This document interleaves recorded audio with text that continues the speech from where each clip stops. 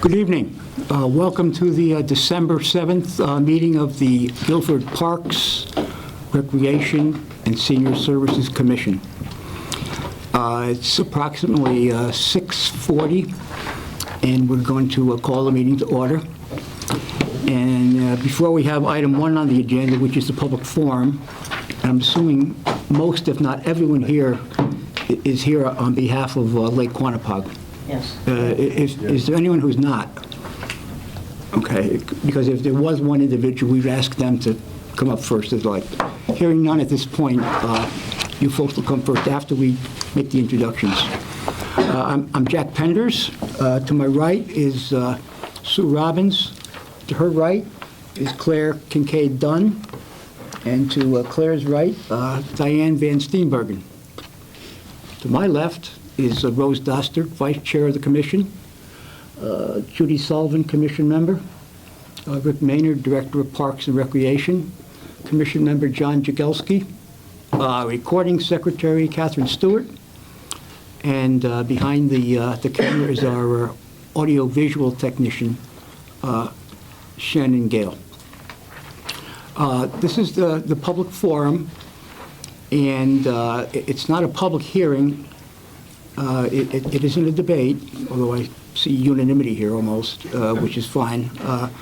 What we want you to do is limit your comments to 3 minutes. Don't feel pressured if you have to go over 3 minutes. And with respect to the convenience of the folks, if they do not wish to speak, but wish to be on record in support of what you're doing, then we would ask them to sign up if they want to. And that becomes a part of the record. And not only the minutes, but also GCTV, and also any minutes that are filed with the town and with the downstairs with the Parks and Recreation Department. They just need to come up and say their name and address. Yes. Well. Yeah, that's right. Please state your name and address, and please start. Joan?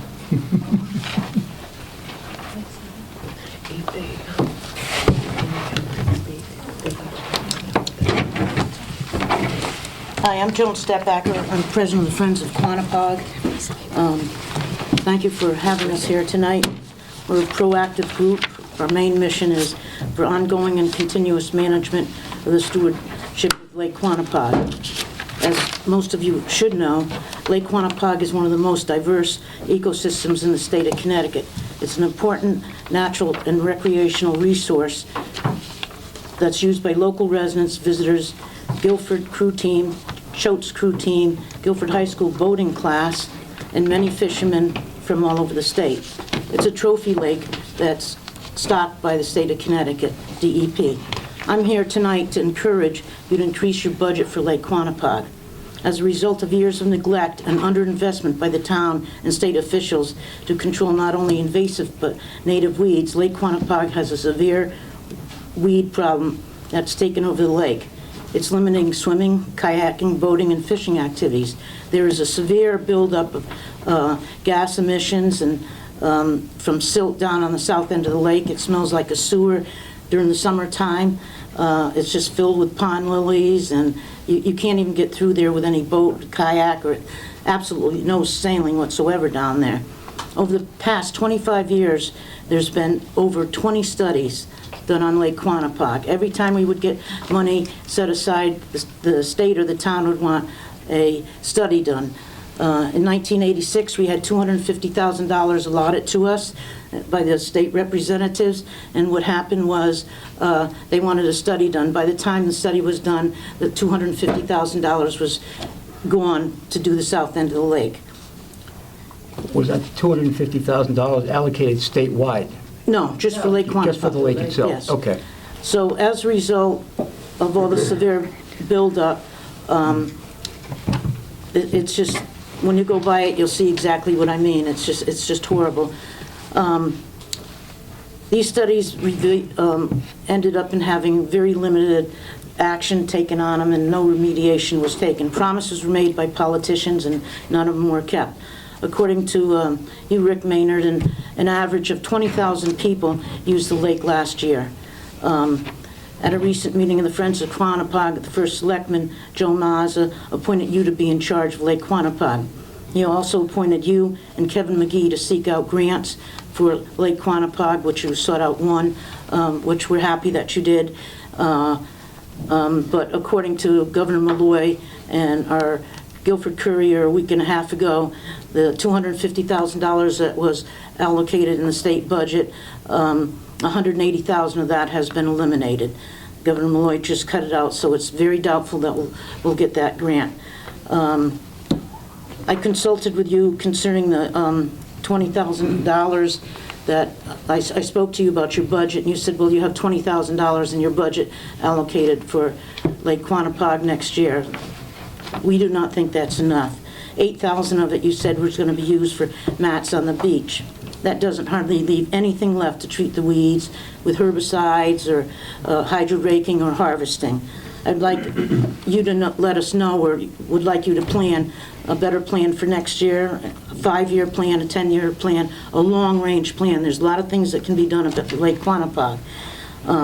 You have acknowledged that there's a serious problem with weeds over and over last year, this year, and so forth. You've got a long-range plan for Jacobs Beach, Chaffinch Island, and all the other facilities that you people are involved in overseeing, but there's none for Lake Quanapog, unfortunately. We'd like you to start taking more ownership and actionable and measurable solutions to working with Lake Quanapog and getting it so we can get rid of the weeds and other projects up there. We pay higher taxes for living on the water than the average homeowner in town. We ask that you, what you are going to do to this lake, and we would like to have you put a lake manager position in your budget next year. We used to have a lake manager, 2 or 3 lake manager positions over the years, but back in before 1997, they got eliminated.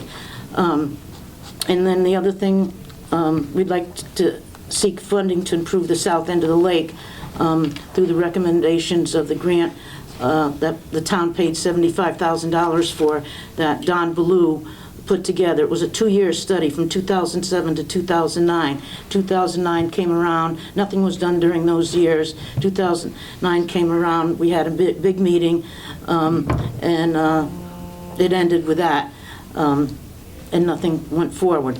So we would like to seek out money, town money, state and federal money, to get that project done on the south end. You have to go after more than one kind of grant that might be available on the state and federal level. You just can't depend on town taxes and state government. We have to go federal level. Choate School has been donating $1,250 a year for Lake Quanapog. I'd like to know where that money's been going. Nothing has been done since 2007 except for new sand at the beach, which contributes to phosphorus in the water, which contributes to more weed growth. And I'd like to find out whether or not the sand that you're putting on the beach is phosphorus-free, or if not, then maybe you should seek out a company that does have phosphorus-free sand. Last year, the other project that you had done was you had a company come in and suck out the weeds and the muck. Many of us on the other side, the east side of the lake, also had that company. Unfortunately, once they did it, we had to pay them. But fortunate for you people was that the $37,000 you had allocated for that, they didn't do as good of a job as you expected to have done, and you withheld some money. I'd like to know if that money is going into weed control for Lake Quanapog this year. The other thing is the whole ecosystem is just totally jeopardized up at Lake Quanapog. The weeds are choking out the south end of the lake. Can't swim or kayak. The other thing that I don't know if everybody here is aware of, but I don't think you would want to be swimming or have your kids swimming in a lake or a beach that has leeches. In the shallow areas, there's a lot of leeches all over the place. I know on the beach, once you put the sand in, it covers up a lot of it gets washed into the lake as well as from the beach. and it covers up a lot of the weeds, so it probably covers up a lot of leaches. I don't know if you had complaints about leaches, but we've had problems with leaches on the shallow parts of Lake Quanapog, and that's a health hazard. We've been lucky that no one has drowned over the past years because of the weeds. You should be really concerned about this also because the Park and Rec Commission has kayaks and they have paddle boats that they let beachgoers use. I don't think you charge any extra for them, but they're all over the lake. It doesn't take much to get weeds caught in the paddle, underneath the paddle boats. And I sit on the other side of the lake and I can see, what's going on, and they come on my side and they're all over the place. But it doesn't take much to get weeds caught underneath a paddle boat, and I can just see some kids, trying to get the weeds out underneath and tipping over a boat, and then you got more problems and kids could get caught in the weeds. So, that's a liability issue on your part because it's your equipment that they're using. In closing, we as Friends of Lake Quanapog would like to have answers and actions on all these issues. And Rick, you're the man. You've been appointed by the first selectman, so we want some answers, and we'd like to save Quanapog. Over the weekend, Rick Jerby and I put together a pamphlet here, which I'd like to pass out to everybody. It gives you more information, and we invite you to become proactive and become a steward of the lake. I think that this information will be very useful. It lists the 20 or so studies that are available for you to peruse online, and it has some letters. I didn't get all the letters in there. There's just a few of them, but you'll see the minutes that we had a general public meeting after Don Ballew's study up in North Guilford at Melissa Jones School in 2009, and you'll see that whole project was supposed to be followed through with, and it never was followed through with. So I want to thank you for your time, and I hope we can work together and get a real good budget going and have it be a continuous, multi-year approach to save this lake, because once this lake goes, that's it. We're talking, the total lake, just not talking the beach area, just not talking the north end. It's, if you go over to Dream Lake, you can just drive inside there and you'll see a nice little park bench and park on one end and a nice little space, and then the dam. It's really nice. I'd like to see us on the south end do something there, maybe go for an infrastructure federal grant for that, but because the dam down on the south end is failing also. Thank you. Thank you. Step back here. Nicole, you join? Yes. Next speaker.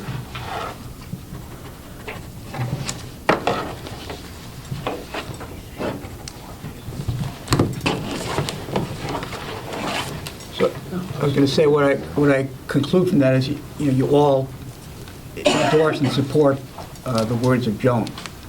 Yes. Yeah, okay, so you want to associate yourselves with her remarks? Yes. So that would, So what would you just sign? well, no, if you want to speak. I do, I want to speak. I just wanted to reiterate, my name Name and address. is, my name is Dwayne Orlowski. I live at 60 Blanks Boulevard on the north end of the lake. And my wife Kate and I just moved here this past year. And one of the things that really attracted us to Guilford was the town's stewardship, I think, of the entire town. It's real commitment to history and taking care of the properties, and particularly the north end of Guilford being a farming community for such a long time, and it can't be a mistake that it continues to be such, since the 1700s. But so I believe that this commission really does have a commitment to the stewardship of the lake. And for some reason, for budgetary reasons or whatever, over the years, that problem has just gotten less priority than I think it's needed. And the problem's gotten so bad at this point that I think if some drastic action is not taken over the next few years, the lake will be lost. And talking to people that have lived on the lake for a long time, there are parts of the lake that they canoed on that no longer are accessible to canoes or kayaks at all. There's parts of, there was an island apparently near one part of the lake that you could kayak around just a few years ago, and that's all filled in because of the weeds and debris that's gotten in there. So I just wanted to add my voice to what Joan said, but to say that it would be a real shame for the lake to be gone, because I think there's a history there that lake has served this town and the area for a long time, and I think it could continue to be a great resource to the town. So, Thank you. We don't want the lake to be going either. Can't hear you. Shannon, That's only for that. That's just for the camera, not out to them. Oh. You just gotta speak louder for them. obviously, we don't want the lake to be going either. There are just so many pieces to this large puzzle, not the least of which is the state ownership of Lake Quanapug. We own the beach. We, meaning the town of Guilford, owns the beach. And a couple of the areas going north on the west side of the beach used for the rowing purposes. So and consequently, the state of Connecticut owns the rest of it. So that's a challenge to us. And it's also a further challenge with state funds, and you alluded to that, Joan. And as we speak, the General Assembly is going to go back into session tomorrow morning to try to come up with a budget for the current year, the budget that normally would have commenced July 1 of 2015. So they're trying to put that together, and then in the first week of February, they're going to be working on the budget for fiscal year 16-17. So that's a problem. And we know that some monies have already been cut in the budget. And who knows what's going to happen before they put a budget together just for this year. So that is a challenge. But Rick, if you'd like to address any of those comments, we have some. We have some more people who want to speak. Oh, okay. Come on up. Name and address is fine.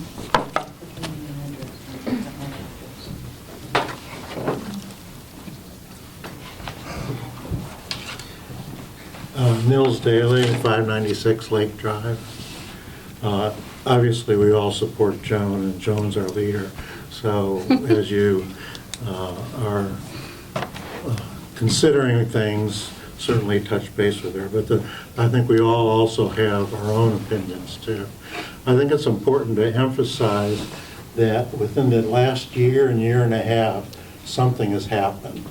If you go out in a canoe or kayak, you'll see that weeds have just expanded everywhere. And it isn't just at the south end, and it isn't just at the boat launch. I would say at least half the lake is now affected by some major parts of weeds. The only place that isn't is the very, very deep end, which is right in the middle of the lake. So it's something has happened, and that's why everybody's here, because if you go out on a canoe, you all of a sudden say, holy crow. So it isn't. So I want to emphasize that it's the whole lake. And this has been accumulating over a long period of time, obviously. The comment was made at the meeting that we had with our representatives was that the lake is getting tired. I don't know what that means. I think we're getting tired, and we have to get the energy to fix the lake. This issue of ownership was brought up by Senator Kennedy at the meeting that we had, and he suggested that the town lawyer, which we have a full-time lawyer, investigate it. We do not have an opinion on it from anywhere as to who on the lake. Nobody has really researched the ownership of the lake as to what the rights and the responsibilities are of the town and the state. So I recommend, they wouldn't listen to us to have the lawyer work on it, but I think they would have the lawyer do it if you ask them, and we have a full-time Guilford lawyer. So I suggest that. The other suggestion I have is don't think small in this whole area, I mean, we're talking 20,000, 30,000.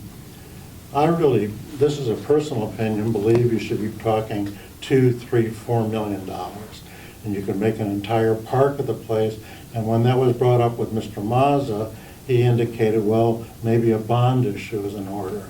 So I would suggest that you expand your thinking beyond little projects supported by the state, that you can consider this kind of Goss property type of thinking, where you can think big, because this is certainly as important, if not more important, than that particular piece of land that the town bought for over $11 million.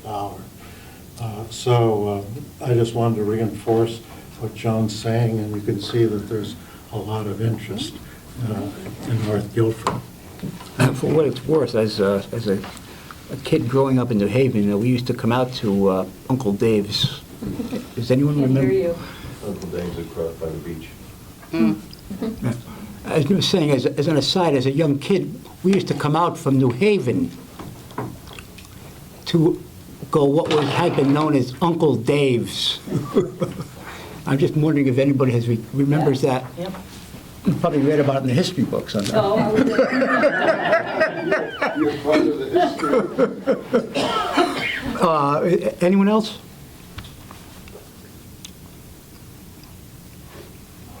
And I might add that you, okay. I'm Carol Dubiel, and I actually don't live on the lake. I live on Route 80, and You're the artist, aren't you? thank you. Ta-da! Come to the Dudley Farmhouse.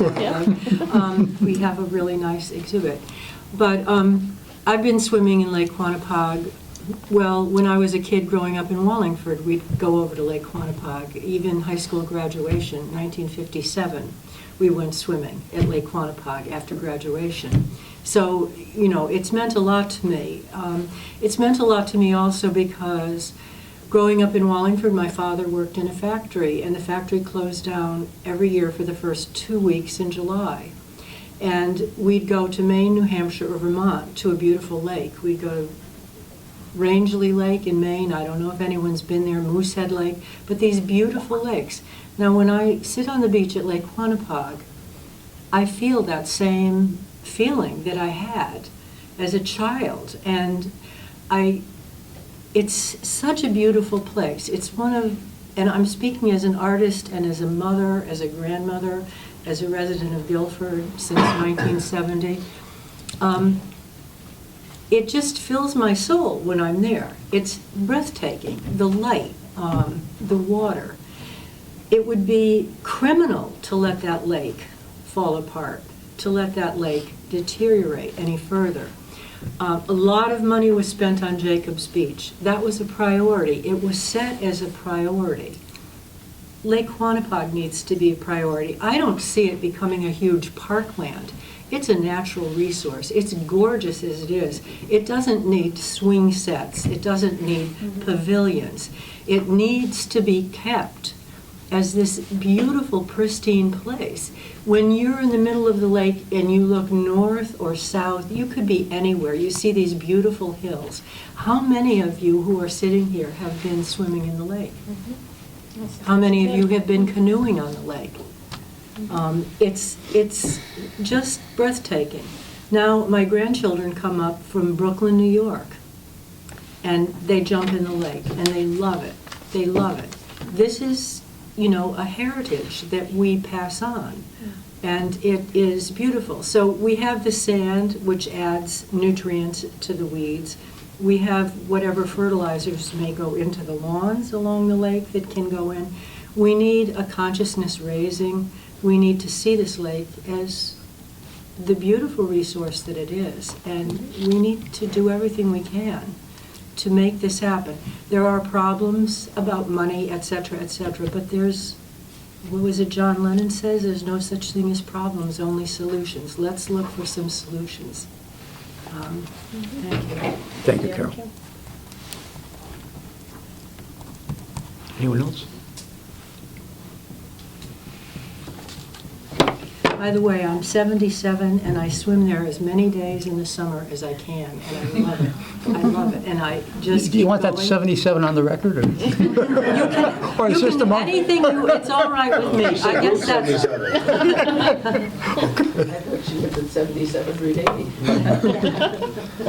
anyway, enjoy. I mean, it's. Thank you, Carol. Thank you.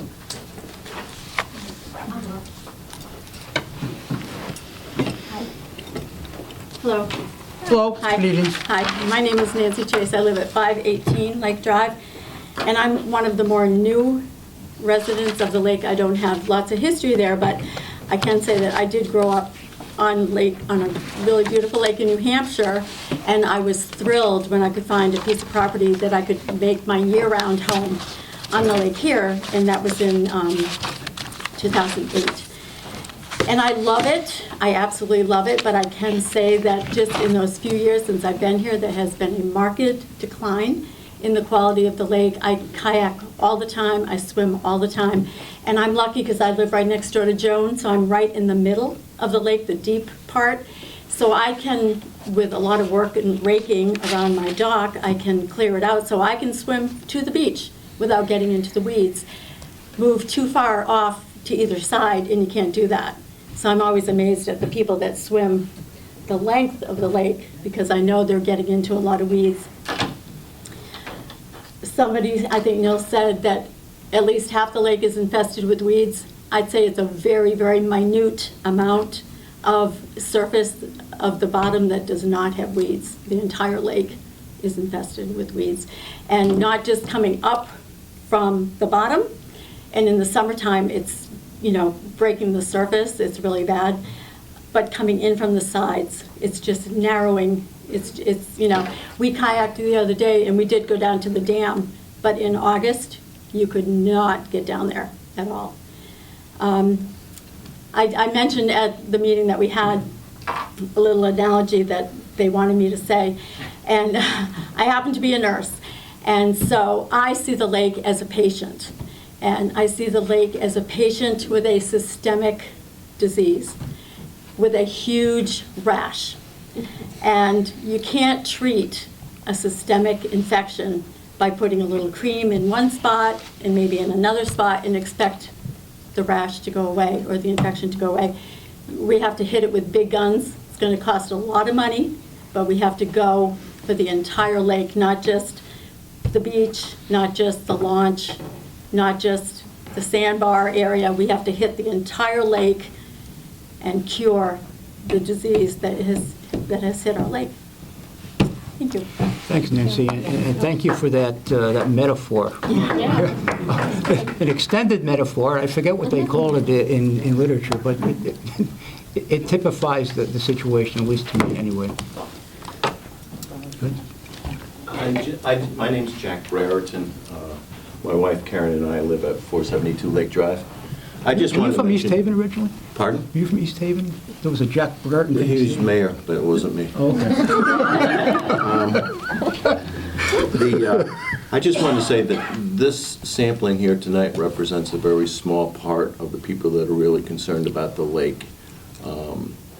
And I've seen the lake change drastically over, like everybody said. My point of view is, I live right by, I think it's called Suckers Creek. It's right in the middle of the lake, kind of, but by the sandbar too. And when I can walk from my house to 77, that's when we sell and move up to the Adirondacks where I came from. And It's a lake in the I'm middle of thinking the- 3 or 4 years, huh? Suckers what? Suckers Brook. Brook. Well, okay, I was going to say a lake in the middle of the lake. Comes down the east side, and then it comes down between him and 516 or whatever it is, Lake Drive there, and there's a brook there. And what happens is, unfortunately, if I can speak, Please. we've asked, way back in 1990s, early 90s, Priscilla Bailey did a study of the lake and suggested that the town sweep the roads as soon as the snow is over, like early spring. Well, guess when they sweep the roads? Before school starts. So all that period of time, all the salt and the sand gets washed down, it goes down Lake Drive, it goes right by the brook in front of his house, by the side of his house, goes down. You can walk out there, and it's 2 or 3 inches, because it just piles up, and it goes out and out and out. It's just, it's unbelievable. It just fills right up. It's just, everything's been running down from those streams, that Sucker Brook. One more thing. There's a bridge on Lake Drive right across the brook. Yes. That's also falling apart, just Very like the old dam. bridge. Right, a very old stone bridge. Yes, and so I'm not sure if that's the town's responsibility or the state's. It's the state, I've talked to Jim about it. The It's dam is state's also? responsibility. No, the dam is owned by the town. Yeah. Okay. You're correct. Right, the dam, but not the bridge. Yeah. Anyone else? If I not, think the bridge on Lake Drive is owned by the town. The bridge on 77 is owned No, by the state. This is on Lake Drive. This is on Lake Drive. I know. Thanks for your, oh, we have a speaker. I've been told I have to speak. You're better. I'm better. My name's Robin. Live on Lake. What's your name? Robin Grieve. Lived on Lake Quannapowick since 1967. I've been involved all over the world in very large projects, chemical industry.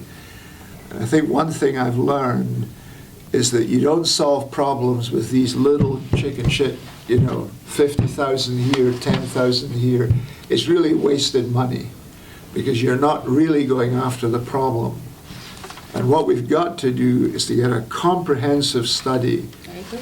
But look at the dam. The dam it's very old. It's over 100 years old, I think, right? That should be replaced. It's a safety issue. What happens if it breaks down and all the water flows out? I mean, it'd be a serious problem. And all these road repairs and stuff. I think that you have to finance this thing properly, a bond issue or something, and get competent people. And I would have 2 or 3 studies done. This one that was 75,000 that was done, and they wanted $3.3 million. I read it very carefully, and I wouldn't have given him $1. I didn't think it was a very good study. I think you want some competitive studies, and let's get some real numbers and look at different options. And like one option was to put this dam further up the stream into the lake. Now, I'm just an observation, but I would say you could put a cofferdam in front of the existing dam. That would be much cheaper.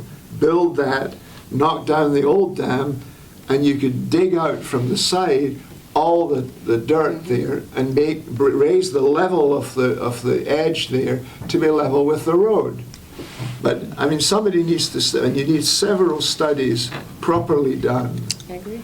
And then once you've got that, you've got to make a bond issue or something to get, and I'm sure whoever said $1 million, this is $1 million project. And then you will have something that I think that we in the whole town of Guildford can be very proud of. And there's no question, I mean, Joan's presentation is perfect. You've got to support this as part of Guildford. It's just as nice as the Green, it's just as nice as Jacobs Beach. I happen to like it better. So Me too, being a North please- Guilfordite. So please, Yes. I think action is what's required. And now I get told to shut up, right? Not by us. Well, enough. You know what to do. Do something. Is it Robin or Robert? Robin, as in the bird. R-O-B-Y-N? I-N, Right, okay. as in the bird. As in the bird.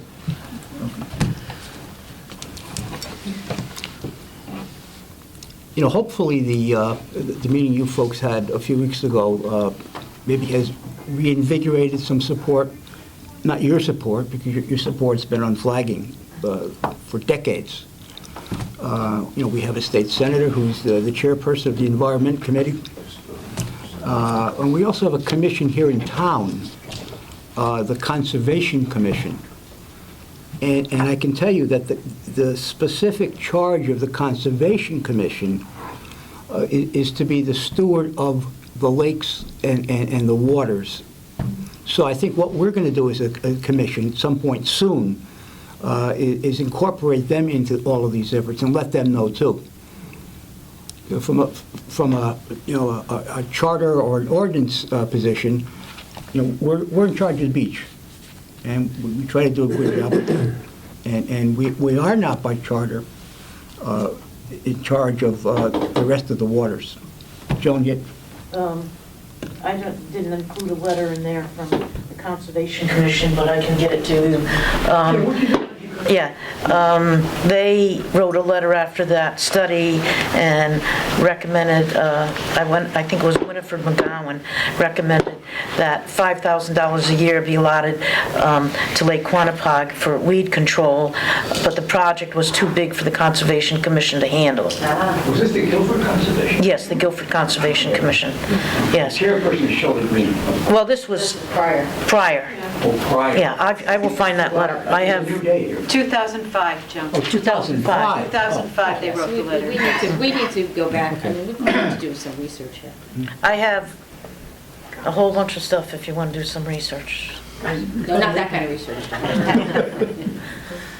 May I ask Joan a question? Did you say they wanted to give you $5,000? They wanted $5,000 a year donated toward, out of their budget to go to Lake Quanapog to control the weeds. I just had I don't know how many feet, but not many, in front of my house done, and it was $2,300. I mean, I'm talking feet. But this is also 10 years. 2005 is like the Joan said. But that's for, Well, that's for okay, even herbicides, so. that was for, I know. But I even so, understand. for the whole lake? Well, Oh, please. 4 or 5 No, of no. us It's used. going to take not just an effort of this commission, but I A still lot of believe money. the current Conservation Commission and the state, and if that's possible, the federal government. Yes. Jeff? Good? Jeff, Yeah.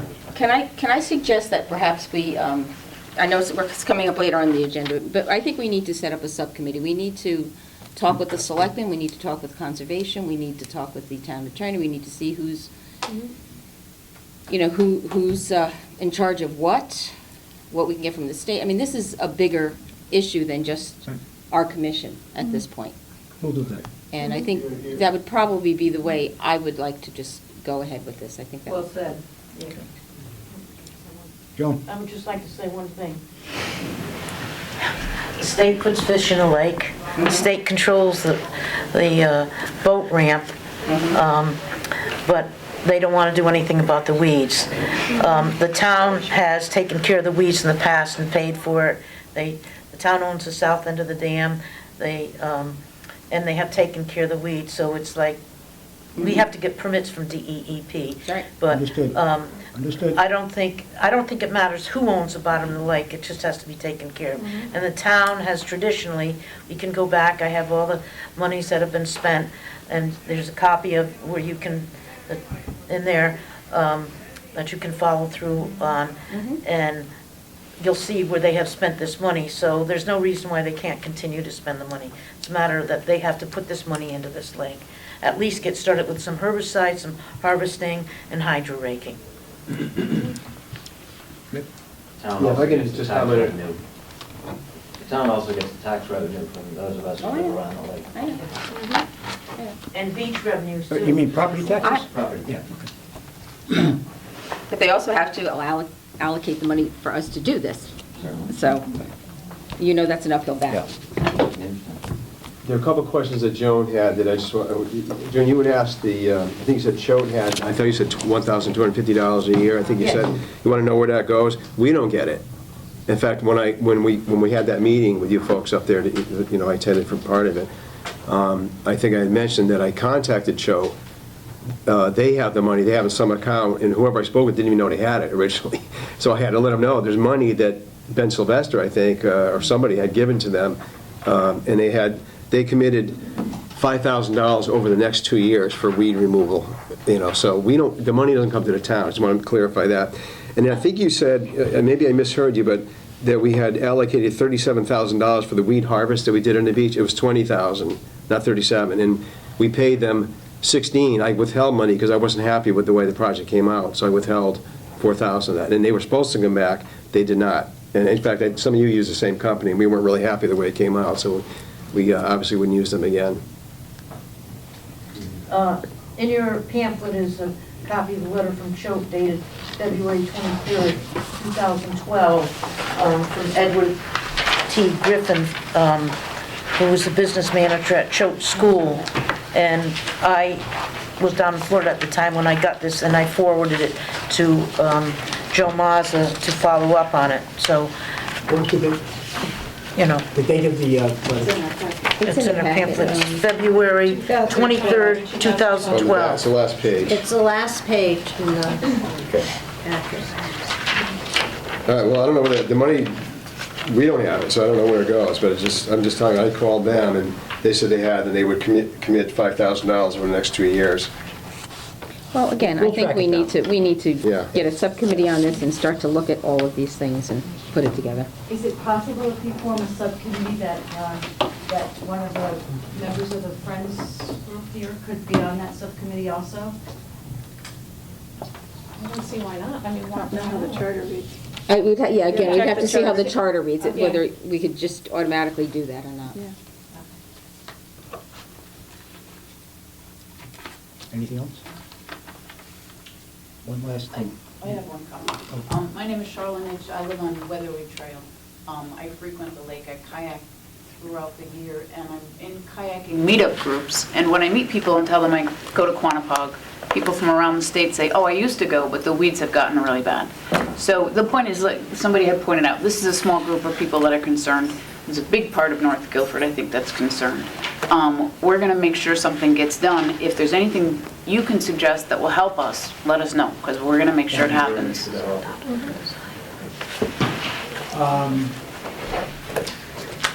I'll just say one Carol. thing. In addition to the leashes, I was on the beach with my grandsons this summer. We're looking at this little pile of kitty toys, right? And I'm like, is that a toy snake? No, it was a real snake sitting there among the children's toys on the beach. And, you know, we told the lifeguards, and this was a very aggressive snake sitting there. I've never, in all the time I've been swimming there for 40 years, seen a snake come up on the beach. I mean, it was a little scary. Go back on the You know, Something, you know, you would easily expect something like that to be there. If we were swimming at the pool at the YMCA, I wouldn't expect a snake. But they get shot away when everybody's splashing around. hold us Not responsible always. first. Maybe it's a sign that it's good, I don't know. I get them. It's healthy. We get them at our lake. Thank you very much, folks. And please have a nice holiday, and, You'll hear from us. yeah. Okay, thank you. And we'll just stand at ease for a couple minutes. Thank you.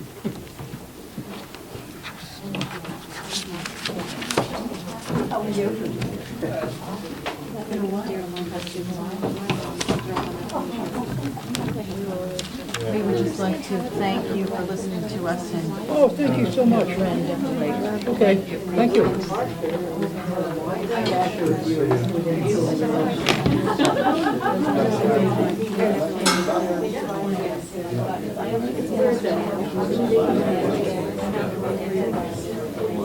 Oh, yeah. Oh, yeah, with the... Oh, Dream Lake. Shannon, is the camera on? Joan, How are you doing? Oh, okay.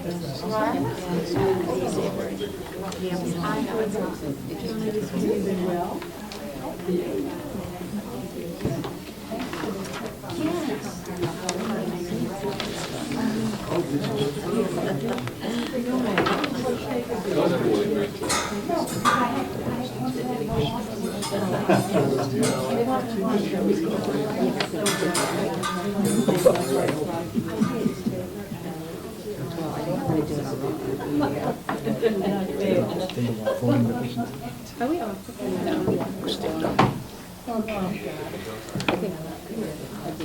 Cardinal Health. The camera's still on, Jack. I'm not leaving, but. Taking 7th inning stretch, Jack? First thing.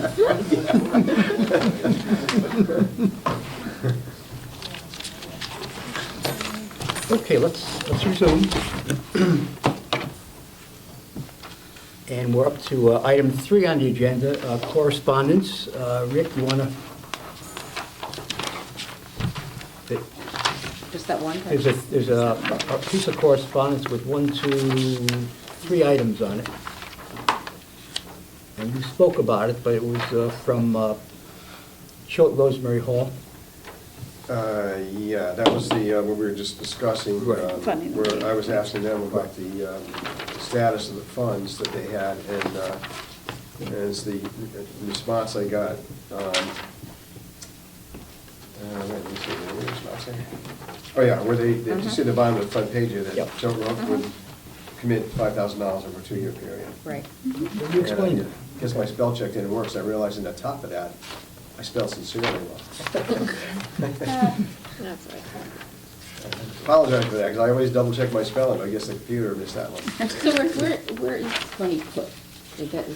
Well, we haven't gotten it. We haven't gotten it yet? No. Okay. I think they said that the grant is approved and that the work performed is proven to have benefited the area of the Then lake. they Just would by, help. it's almost like after the fact, they'll Okay. give the money. That's fine. We did include that in the state grant, that Kevin McGee did most of the state grant, did a great job with it. I mean, it's very, very good packet. And in the budget that we presented, we had to do 50% towns matching. So the whole grant is $68,000. I'm sorry, the grant is $34,000, so $68,000 estimate for the project. And in the town side, we included the $5,000 from Choate for part of our matching, in addition to the $20,000 we had put in. Okay, thank you. You know, Jones, on that topic of correspondence, Jones Stetbacker alluded to a February 2012 letter. I don't have that. It's in the very last, it's in the packet that she gave us, the very, very last page of it. Here. Oh, in the packet? Okay, Yes. Okay.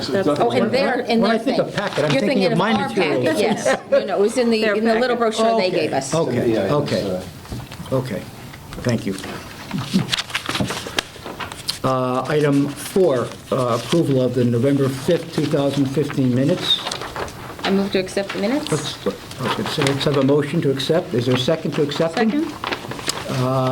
Any corrections? Just I- wanted okay. to, No, go ahead.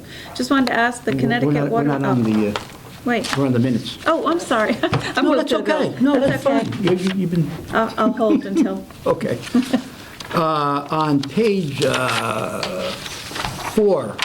of the minutes, under C, proposed dog park, the name of the veterinary facility should be the Guilford Veterinary Hospital. There may be a veterinary clinic in town, I don't know. But to avoid any ambiguity or confusion, for those who might be reading these minutes, it's Guilford Veterinary Hospital, and it's located at 81 Sawmill Road, Guilford.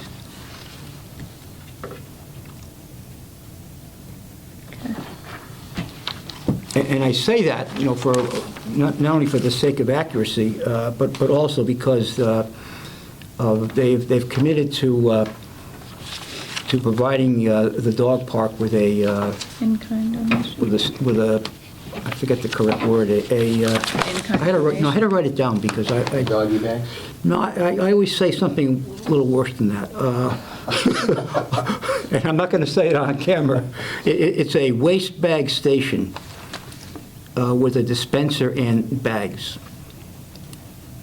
There's one over at Adams Tennis Court, but they don't get used.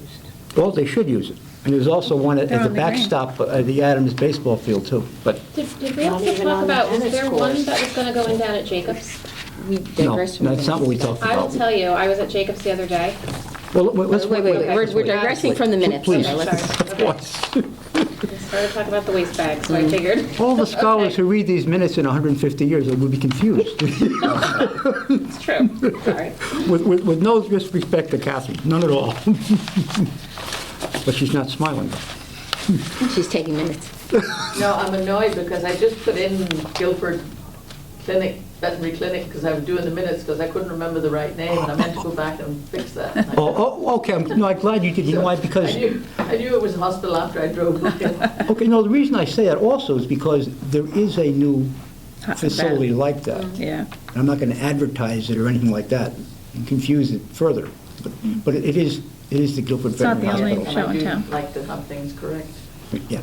You So will. And I that think people look the back partners and would too. Your minutes are fantastic, by the way. Yes, they really are. So we have a motion then?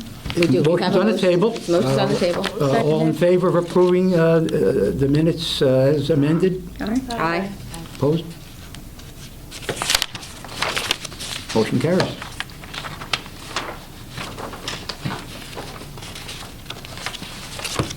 Next on the agenda is, now we come to Sue's issue. I'm just skipping over that first part. Reports. Now we have the expenditures to do. Oh, I'm sorry. Yeah. Item 5, review and approval of expenditures for November 2015. Okay, now I can. I just was curious, the Connecticut water is pretty high, so I didn't know if that was an accumulation of, or what that was about. Our guys were really thirsty this summer. No, it's the irrigation at Long Hill It is Park. irrigation, Yeah, for okay. the season, yeah. And I just have a question, I might have brought this up last time. The Staples, you had said that cleaning supplies. Yeah, we get all of our cleaning supplies for the building from Staples, those trash bags. My question would just kind of be, when I added all those up, it came to like $534. Is there a way to order supplies through some sort of a wholesale company that maybe we can get a cheaper price? Well, when we do this, we get 3 quotes. They were the lowest. Really? At the time, we used to get them from Alston, several different companies that we used to get them from. And actually, let's see, you see Total MRO there? Yeah. We now get our trash bags from them because they're less expensive than Staples is. So Anthony's good, he checks the different supplies we have. He'll look at the different companies and the problem with some of the companies is you have to have the one we used to do business with, you have to have a minimum $400 order or you have to pay shipping charges and whatever. They won't send it for less than that. Or if they do, they charge a lot for the shipping. This company, you can order $50 and they'll get it And here. Staples, you do the Staples rewards, like you can do all that and get the extra? I don't know about the rewards, I'm not sure, but Find it's out about that it's a if you town don't, account 'cause we have with them. We do that up at church and you get a lot back for Yeah, what and you you spend. Staples also? Yeah. Something to do. You know, so, Yeah. just curious as to if we've looked into other, or if that's being watched, the prices of cleaning supplies. Yeah, That's- and in fact, I think one of the other departments in town had gone to Staples once we did, because they saw the prices Yep, were okay, better. great. That's a good implied suggestion, though. Rick, a question on the first page. Eversource. I'm not questioning the number of expenditures there. I'm just wondering, not wondering, I would hope maybe the town would consider going back to the, I guess, would be CL&P or Northeast Utilities? Well, that is Eversource bought them out. That is Eversource. Oh, CLP okay. is Yeah. Eversource. Okay. Yeah. that- You know what I thought it was? I thought it was one of those companies where somebody would provide the source of the electricity Oh, and the I see other... what you mean, yeah. They got Oh, Yeah. renamed. I understand. Thank you. CLP and Northeast Utilities does not exist. Right. It's all folded under Eversource, Yeah. which is Okay. multi-state. Thank you for the enlightening comments. Good pardon the expression. We have a motion to approve. Any further We had a comments? motion, we just need. Okay. All, I'll second. okay. All in favor? Aye. Opposed? Did we say the amount? I don't think, did we No, read the we- amount when the motion was read? No, we didn't. just said the amount. Or And- that and the we had a grant- Kathy motion. put the amount in. $95,921.62. Okay. We accept the amendment. Okay. You know, on the whole issue of bills and I've been perplexed by this for a number of years because in effect, we're looking at bills for the most part which have already been paid. And it's always confused me. And I always thought that a commission, you know, has some oversight rather than just some review of what's already been done. And I don't know what they do on a town-wide basis, but I think it's something to look into. I think, Jack, most of these are not paid, the utility ones might be, but most of them are because once the commission approves them, they go to the Board of Selectmen and then the Board of Finance, Yeah. and the checks go out like the third week of the month, after the Board of Finance meets. Okay, so they'll go out the third week of this month. Right. Yeah. Oh, okay. Yeah. So most of these aren't paid. Right, they're in the system, but they're not paid yet. Okay. Yeah. Okay. Again, So we're utilities ahead. might be, because I think they may be on a different schedule, Right. but once the commission approves it, Board of Selectmen approves it next week, or whatever the third Monday is, which Right. next, the case will be next week, I guess. And then the Board of Finance that evening, it goes up Okay. the third week. No, for some reason, I always thought that was a fait accompli, and I'm wondering what we're doing. Thank you. Item 6 on the agenda, department reports. Rick had asked you,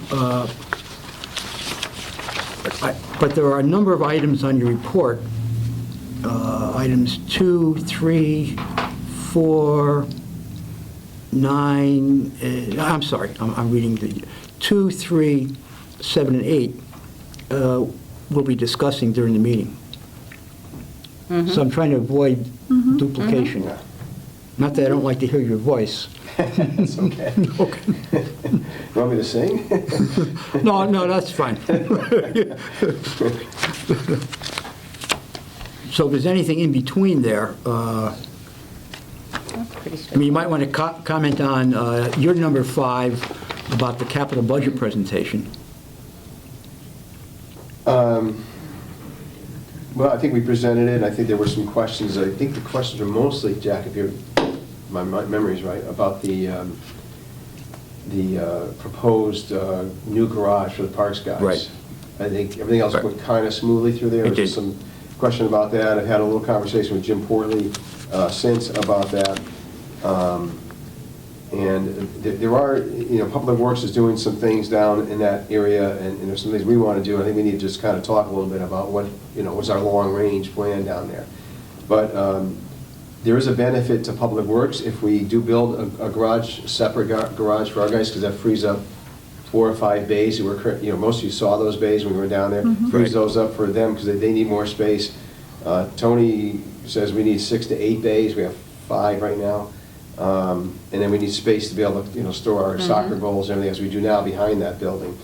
And so Jim had recommended a place kind of across the parking lot that's part of Rollwood Park, really. I mean, it's all town property, where it could possibly go. But some of the discussion, I think, at that meeting was about moving all of Public Works, like, out of there somewhere else. And I believe it was Carl Balistraci had mentioned how they talked about it with the high school project. Where are you going to go? You got to buy land, or you're going to put it in East River Preserve? Probably not. That's a preserve, and where does it go? And I mean, don't quote me on this, but I'm thinking you're talking about, if that happens, you're talking about millions of dollars, not 300,000 like we're talking about for building a garage. Well, I think the question is where. Yeah.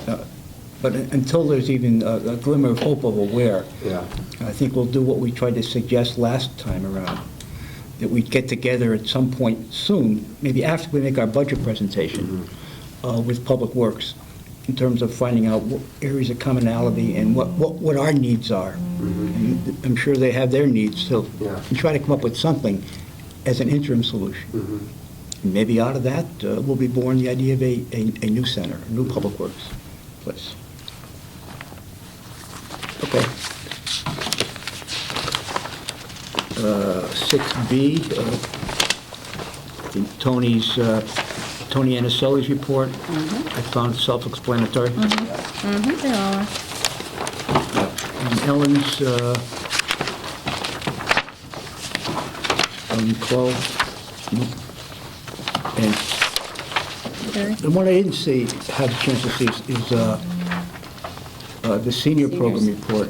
Yeah, if I could just point out 2 things. I was just on say, that. it is growing Yeah. like crazy. The Harvest Dance, I don't know if that you were going to mention that, but the Harvest go Dance ahead. originally, when she first started doing this, 20 or 30 people show up. This time, it was sold out. It was 80 or something. Yeah, there were like 80 people there. That's so It was- great. And it was grand. Yeah. And the upcoming trips, if you look on the brochure that went out, a lot of those are filled already. And they're waitlisted. So I think we are growing. I hear nice things from people because I'm on half of these. I understood you were at the dance, too, Of course I was. with Dennis. Yes. And 2 of the big things coming up, the Rotary Lunch, we Yeah. have over 200 people signed up for that. That's this Wednesday. The Rotary pays for that, it's free for seniors, and they all get a, Goodie bag? Goodie bag. yeah, goodie bag full of stuff. Yeah. I mean, it's a wonderful event. It's this I love Wednesday. watching Yeah. on TV when they come. Mhm. Yeah, no pickleball here Wednesday. And then on the 18th, the annual Christmas luncheon, 158 people signed up right now for that one, too. Is your daughter singing that? She's singing December 23rd, the Wednesday. Oh, that one. Oh, I Yeah. didn't see that, because somebody asked me, yes. All right, we'll be there. There is special entertainment that I can't tell you what, there's special entertainment on the 18th. On the 18th? Yeah. Always is. Oh, we can guess. And You have to come to find out. yeah, just so the folks at home know, that our definition of senior begins at 55 years of age, starting as active seniors. You know, the other thing, just very quickly, I had run into a couple of people in town, and they are so happy to be able to use the bus. Good. I mean, they're just thrilled. These are people who are homebound and without the bus, taking their shopping, bringing them here. So I've run into quite a few people who are very happy now that we've extended the Good. service. Really is a tremendous Good. service. It That's is. great. Great. Recreation Supervisor's Report. My question deals with the second item. She said she went to Lake Quanapog to get all the holiday decorations. Do they store them in that barn? We store them up on, yeah, the wall. Well, I'm just saying that's probably another reason for having That's our. a bigger facility. Yeah. Okay. Scattered. They're scattered. Yeah, okay. And the Elf on the Shelf expedition, that's ongoing right now, and there are 11 or 13 locations, I think, in town, where basically what happens, I think, people can pick up a card here, and they got it stamped, I think there's 6 stamp spots on it. Right, there are. And they've got to go to the different locations in town. Have you done it, Claire? Yes. Do you have 6 yet? Two little granddaughters. Yeah. So you go to the location, you find the elf, you get the stamp, and then those cards get put into like a box. Yeah. And it'll be a drawing, and I believe the winner would get $250 Guilford dollars that they can spend anywhere, in any Guilford businesses in town. So it's a fun great thing, idea. a lot of people participate in that. My granddaughters have an elf on the shelf at home. Yeah, yeah. Yes. So every time I go there, it's in a different location. Absolutely. Can you just tell people where you can get those tickets from, so they know? Sure. The cards you get here, You can get them online. No, but they may not know. And print them. Online, you can photocopy them off the Yeah. brochure if you Yeah, want to. and they were on Or the cut them brochure out. that you could, Yeah. yeah. And Yeah. if you are on the town of Guilford Facebook page, they do little hints too. Oh. So Everybody so, knows. Yeah. Oh, really? Having a hard time finding them, there are little hints, and I just give it away from them. I'm not even sure where they all are. I know where some All right, are, no but I don't know where all of them are, and I can't tell you. No, don't compromise it. No telling. Okay, item 7, reports. Rick, Standing Fields Committee? Nothing really new. Still working on hoping to have the high school turf. Paul Schmidt and Ed Green from the field committee and I went and met with the high school building committee a couple weeks ago, just to, again, offer support or seek their support for a second synthetic turf field there. They had a couple questions about maintenance and the maintenance we do in the current field, and I kind of went over that with them. And, there are a couple times we contract out the maintenance of the current field. That was about it. They've approved it in concept, I think. My understanding, anyway, is that if the money is available with the demolition of the current high school, if the money is there, I believe they've supported going through another synthetic turf field. If it isn't, it would be a grass field. So there'd be 2 more fields anyway, no matter what, either 1 grass, 1 synthetic, or 2 grass fields. And I've been told that those will be, should be ready, playable by next fall. Yeah, it's pretty interesting. That's pretty impressive. Yeah, Because it is. that Yeah. parking lot is still being used. Yeah. Yeah. And if it is a grass field, then it's maintained solely by Park and Rec? or- Yes. Okay. Like all the fields, yeah. Yeah, okay. Mhm. That's it for Standing Fields? Yeah. 7B, the Green Committee? There was a meeting a week ago, but nothing new to report. Just a short meeting and just kind of, not too much happening right now. I reported that we had cleaned all the leaves off the green. Our guys did a great job with that. The green looks Green nice. is- That's yeah. very nice. Yeah, in fact, there were a couple of people who had mentioned to me, of course, it was pretty dark on Friday night, but people mentioned how great the green looked Friday for the tree lighting. And I don't think we went, but we estimated about 4,000 people. There was a huge crowd. Wow. It was beautiful. It was a beautiful night. Weather was- Yeah. It was. We're having summer. And that's mainly a chamber event, but we were involved quite a bit. Kevin, Brian McGlone is, heavily involved with it as economic development director, but, we were there, we helped. He was the MC, right? Yes. He emceed, yeah, did a nice job. Is there a report, it's not on the agenda, Rose, is a report from the repairs and refurbishments to the community center? If there is, we'll just put it on the agenda. Well, I can give you a 3-second report. Well, let's put it on the agenda. Okay, put it on the Yeah. agenda. So let's put it on the agenda. It would be a F? 7C, Oh, I thought it would be unfinished business. Okay. repairs and refurbishment to the community Yeah, I center. should add that each week, I guess, each month. But we are making See? great progress. Thanks to Shannon and GCTV, they were able to take some of their equipment to their other locations, so we gained a little bit of space for storage in her office, which was great. Thank you. And a couple of the cabinets I noticed have been cleaned out, and people are working on it now that the fair's over. So we're making some good progress here. Good. I'd like to offer two things for your consideration. Number one, I've spoken to Rick about it already, the ventilators for the Monunketuck room, which is the room adjacent to ours. And I was at a Planning and Zoning Commission meeting last week, and it was so hot. And Rick tried to alleviate the situation by having the custodian go out into the balcony upstairs and open that door, which really helped a little bit, but not a lot. And it wouldn't have been prudent to open the windows like we have, because people would be very cold. And also the noise from Church Street would be a problem. So that is a problem. And along with that, I was at a meeting, an event sponsored by the League of Women Voters just before the elections. And the ventilator there was making so much noise that the speakers were having a hard time being heard. And people were saying, come on, speak up, speak up, speak up. So that's part and parcel of the same problem. And that's despite the fact that there was a tray of microphones that they could have used. For some reason, they chose not to do it, but that's okay. So what I would suggest, and I think Rick is in agreement, that they take a look at the ventilator system there, because that's not going to go away. And secondly, that we get some handheld portable mics. Now, there was one at the Planning and Zoning meeting, and that was mainly for the participants in the audience. But people couldn't hear, and just like you heard two of those ladies down the back say they couldn't hear me speak, people couldn't hear. So if we had some handheld mics, not only for the speaker, but also even for some of the commission members who can't seem to get behind a microphone, I think that would be very helpful too. And I believe that at least the handheld portable mics can be funded within the current budget, not the proposed budget. Mics, we've got the speaker with the, what did I borrow?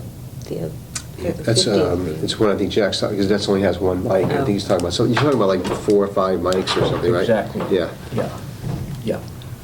And it's certainly going to alleviate the situation there, and it would probably be helpful in the situation at the big room downstairs as well, if there are hundreds of people there too. Okay. Item 8, unfinished business, the dog park. Now, we have only good news here, Rick, right? There's a lot of good news. Yeah. No, we're not barking up the wrong tree here. No. Oh, boy. No. Well, it was approved by planning and zoning, so that's good news. That's right. Approved. Unanimously approved by planning and zoning. Yeah, so the dog park was approved. I went out there on Friday with Kevin McGee, the environmental planner. We measured back from the wetland areas because we had to make sure we're at least 100 feet away from the wetlands. So we marked out on trees, the parameters we can't go beyond. So Kevin and I were out there for maybe an hour and a half, 2 hours on Friday doing that. And the committee is meeting Wednesday night.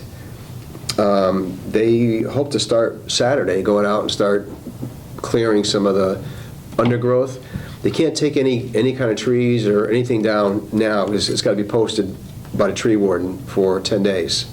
I believe he's going to post that tomorrow, so maybe the following weekend they can do some of that. But meanwhile, Pam Millman, town attorney, and I worked on it. She really did most of it, a waiver form that all the volunteers have to I was just sign. going to ask about that, okay. Yeah, because we don't want the town to have any liability if somebody's using a chainsaw or they trip and fall or, whatever.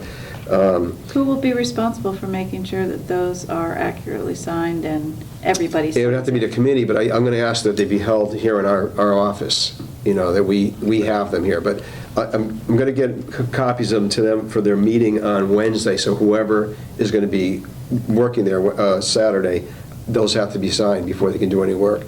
And there's a section for if there are any kids, because they said there are some Boy Scouts that are interested. There's a high school group that's going to be helping out. Anybody under age 18, the parent has to sign it also. And is there going to be somebody there that the day of that will monitor people who have been checked? Will they be provided a list of people who have been signed where the cards are here, and then they can check the list, and if you're not on it, you can't? That's the kind of things. I've had a conversation with Joe and Basil today about that. So they have their meeting Wednesday. They'll know for sure who's going and how many are going to be there for Saturday. But anyway, so they can't take any trees down, but there's plenty of stuff on the ground that they can take out of there, as I suggested to Joanne. Including that television set, too. Because they're going to be, the old television set. There's stuff they got to drag out, and I said, it's almost better to clear up the ground first, so you're not tripping over stuff as you're dragging stuff out. So, and Kevin said they can take out any of the undergrowth brush they can cut out, or saplings that you can cut with a lopper, 2-inch sapling or whatever. They can do any of that. But so there's plenty for them to do. Do they know which direction they're dragging the stuff out? Yeah. I'm going to go there Saturday, and I'm not going to be there all day with it, but I'm going to go and make sure that. Because the Nut Plain Cemetery is right there. It needs to go out towards. It's going to go out toward the parking lot. Yeah. And we wouldn't be dragging them into 1099 Goose Lane either. It would be 1001. Do you need some firewood? So they have Actually, people we that can do. haul, they have people there that will be able to have trucks to haul the stuff to the stone dump? Yeah, any of the brush, and I have talked to Jim Porley about getting a waiver, so that, because it's a town project, technically, so that they don't have to pay to dump it. And they'll have a letter or they'll have something that they can bring with them to show the attendant there. They're meeting Wednesday night, and they're raring to go. They're all excited. They want to get started. And so I also have I sent an email to Marilyn Glaser, the consultant. Right. I'd like to have her come back now to formally design it, because the next step is they've got to get a quote from a fence guy what the cost is going to be to put the fence up, so they know what their goal is for fundraising. And he could probably figure it out a little bit by the kind of map that she drew out, but there's nothing like being there on site and saying, I think we could do this here or this here, and you can do all what you ever want on a blueprint, but I think it's so much better. You got to be there, you walk it, and you kind of say, let's make this angle here and kind of outline where it would go, and then we can get it measured out, and the fence guy would know where the fence goes. Are her Do we have an services still? approximate area, square footage? Yeah. It's going to be? Yeah, roughly. I mean, I can't tell off the top of my head, but she did kind of draw something out. It is to scale, so I mean, you could use that. I just think it's better to mark on the trees and say, okay, the visual. green ribbons is where the fence is going to go, something. Yeah, are her services still free? No, they're like $75 an hour. I think we've paid her $225 so far. Didn't she come out in the beginning for? That was free, but she had for planning and zoning, we needed a kind of a drawing. Okay. Yeah. So do the dog people pay for that, or again, So far, is it park and rec? I think we agreed to pay the initial part of it, just like we did the wetland study at Started. at Peddlers. And the survey, too. Yeah. Yeah. They're not planning on cutting a lot of trees down, I think. No. Well, they wanted to Just keep the the trees, entrance and, like, to get in. Small trees, so dogs, but any of the larger trees we want to keep because we want to keep the canopy. That's what I thought. Yeah. When you said that they couldn't cut trees down, I was like, wait a minute, I thought we weren't cutting trees. Yeah, when we are, I mean, some, small stuff will come down. And there are some in there that Kevin and I looked at. There's one very, pretty good-sized tree, but it looks like it's rotting and dying. And I said, Kevin, I mean, shouldn't we take that down before a fence goes up? Because eventually it's going to have to come down. I think those we should take down. Could be a safety issue, too. Yeah, and maybe leave the stump, maybe the stump becomes a bench, for people to sit on, so it doesn't have to get dug out, because it's a pretty good-sized tree, it's like 2 trunks like that. But it looks like it's Be a fire hydrant. ready to, fire hydrant, ready to go. Well, then that's will at some definitely point. something that so Kevin is going to come back and look at that? Yeah. Okay, Mhm. good. He'll mark any trees that he approves that come down, he'll put like a white X on them or something like that. Okay. Picking up on what you said, Judy, the Connecticut Water Company owns the fire hydrants in town. The town pays for them or rents them. I was thinking the other day that maybe I could contact them to see if they would be willing to give us any of their old fire hydrants, wherever they store them. Good. Just add to the scenery along Goose Lane. When we're going to Well, they expand the come. parking lot here, is it possible that we could add another exit to have one way in, one way out? Because if we're going to have more people there, especially with lacrosse, I think you may find that you're going to get a bottleneck. of I can people talk to coming Jim in. Worley about that, I don't know. That's a good Or idea, could we make it because even it's a wider? bottleneck coming in and No, out just- now. We have one way going in, well, we have a two-way with the gate there. But make that one way coming in and then make another exit onto. Dome Avenue, maybe? No, not on Dome. Closer to the cemetery. In No, that- no, no. In that not- direction. No, not the direction of cemetery, towards the direction of Dome. Right. But onto Nut Plains Road. Okay, like a horseshoe effect. Well, just to have one way in and then Right. make another cut into the woods to one way out. Because especially when you have lacrosse there, it gets very congested with people trying to Get in and out at the manipulate same in and time. out simultaneously. And that would be irrespective even of dog park traffic. Absolutely. Yeah, okay. Absolutely. It is, That it makes is a challenge sometimes to get in and out of that park. So would that be something that we would have the police look at as far as also the safety of going down, pulling out onto Route, no It's the Plains? same We could ask, I don't think we have to do that. Who decides where I think it's the, the safest Jim place Portley to? should look at it. It's Yeah. Portly? Yeah, he would look at it. Mhm. And I should mention, with this, the plan that Maryland sort of made for us for the planning and zoning, there's about 17 to 20 additional parking spaces. So, I mean, that'll benefit lacrosse too, because as you know, we talked about this last year about trying to get some of the parking off of Dome Avenue. Right. And create more parking anyway in there, totally separate from the dog park.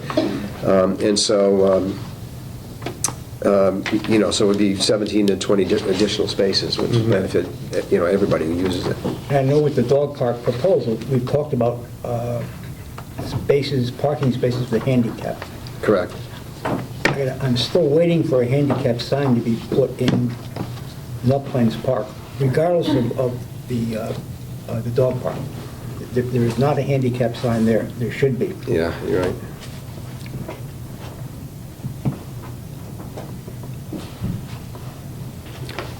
We have one at Long Hill still missing too. Look good on It that. is still missing? It's still missing. Still on 8A rear, just briefly, we call it 8A2 or something. You want to clear up the confusion around the pushing and moving of dirt in Peddler's Park. I can say that I'm confident that this commission will not be paying for that, the costs of that. But there are some other issues related to that. And it just requires a continued cooperation between Rick, Jim Portley, and to the extent that I'll be involved, I'd be glad to continue to be involved. But the earth movers are there. Yeah, they're there today. Yeah. And I didn't get a chance to get out there, so I don't know if they finished, but Jim thought it was a day, 2 days max to move and this was at the I guess it's stronger than a requirement, I guess, of the Wetlands Commission. And, We didn't submit that to the Wetlands Commission, though, because we had changed our mind. yeah, well, it was submitted a while back, when we Yeah, but were looking at it, we but had I did say we're not planning on doing anything Right. there now, but they had it on record, and so they had to go look at it, and so... Well, the cloud in that silver lining is, when and if there's future development there, that process will be completed. Along with the land survey, and that's good. Yeah. We'd be ready to go to do something. Exactly. Yeah. And I hope we do. Yeah, it's a great space, it needs to be used. It sure is. In fact, I was walking there Saturday and possibly Sunday, and I couldn't tell what was moved or how much was moved, but I was there. But I could hear dogs barking on Dennison Drive. Well, I was there on Sunday. I walked the park on Sunday. Good. And it looked as though earth had been moved Right. because when I was there last, the piles all had grass growing on top of them. Now there are multiple piles of freshly turned earth. Especially if they're And they're in left. 3 different locations now. I am just so confused as to what the sense of urgency was behind this from inland wetlands, because it's been sitting there for 8 years, Right. completely Well, I ignored. share your thinking on that, John, but It's it's been done. It's done now. And I I say, know. the silver lining in that cloud is, it has been done. And it's good that it is being done. Because we're that much closer to developing it at another time. Yeah. 8B, the proposal to name the Guilford High School baseball field for our dearly departed leader, Ralph Trapani. The subcommittee meeting on that is next week, this 15th, week from tomorrow. Okay. That's it on that? When I say subcommittee, subcommittee appointed by the Board of Board of Education. Ed, yeah. So they're taking names, people are submitting names. Yeah, I don't know if there are any other names. They've asked me to be on the committee. Paul Schmidt is on it. I'm not sure who else is. But there is a process that they have, and I guess they get other people from the community as part of that, and they've asked us to be on it. Yeah. You should have been, because you made the recommendation. I know. But thank you for the letter, because we're going to use that. Good. Well, they might ask us for additional information, and John is certainly going to be a Give me a continuing buzz. resource there. Call me. Okay. Grass Island? 8C, Grass Island Shack. Really no new report, other than I noticed in the minutes last month, I mentioned that I suggested they go to Rotary, that the John Markowski, who's the Boy Scout, and he did, and Rotary is going to give him $1,000. Nice. So, and up to that point, this is probably 3 weeks ago now, I think online he had raised 1,000, so he had 2,000 there. I think the goal was 11,000, I think. And that's a few weeks back, so I haven't talked to him in a while, so I'm sure he's raised some more since then. Great, Yeah. good start. Grass Island for a minute. I was talking to a woman who has had a lot of history dealing with Grass Island way back, and she has a lot of information. Would we want to be the keepers of that information? In documents? Yes. Why not? Or the library. Library has an archive. The library, I was just wondering whether we wanted or whether... I would give it to the library. Probably the library, yeah, Probably the 'cause library? it'd be more accessible Yeah. to people if they I was want to gonna read say, it. okay. or- I did suggest the library. Yeah, I can ask, who's talking to the block? I did suggest the library, but I thought I'd ask you just to be sure. Yeah. Okay. Good idea. 8D, Daniel Levin Beach Barrier. Just say it's completed. We put the posts up in the chain, and one of the neighbors there was watching our guys as they did it and sent me an email like right away and said what a great job they did. I asked, well, did you give them some tea and cookies? But she was very, very pleased with the work the guys did there and happy it got done. Good. And along with that, in case you folks haven't been down there yet, I'm going to take a look at the barrier, and then you can go this way to get additional. If you go to the right, I think you'll see my granddaughter dancing either. No. Not now, I but don't want to say it's off-key, but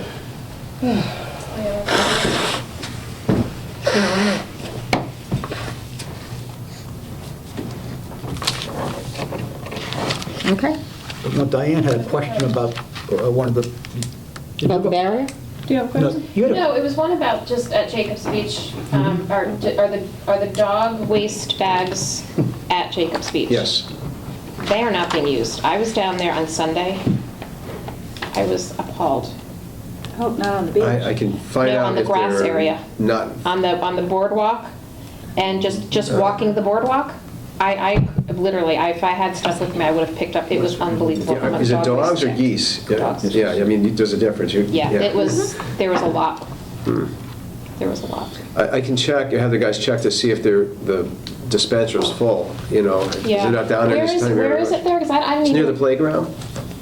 So, There by the might water be- fountain near the playground? There might be a need to put one on the other end, near the entrance, like near the restrooms there, so like at the beginning of the boardwalk. I don't know, but it clearly, they were not being used. I mean, I'm just a firm believer that, you pick up after your dogs if you want to take them there. Absolutely. It's really bothersome to me to just see what I saw on And Sunday. it could be that people are coming in and not walking as far as the Yeah, playground well, to know that they're there. That's the only place you're Exactly. supposed to be able to walk them anyway. Well, I You're know. supposed to walk 'em. I know. Yeah. Well, they're all along the grass, where the new grass is, near the boardwalk. It was Yeah. loaded. It was just, For what it's worth, I think since July, before the Board of Selectmen approved Daniels Avenue, plus 5 or 6 others, I've probably been down there about 30 times to Daniels Avenue.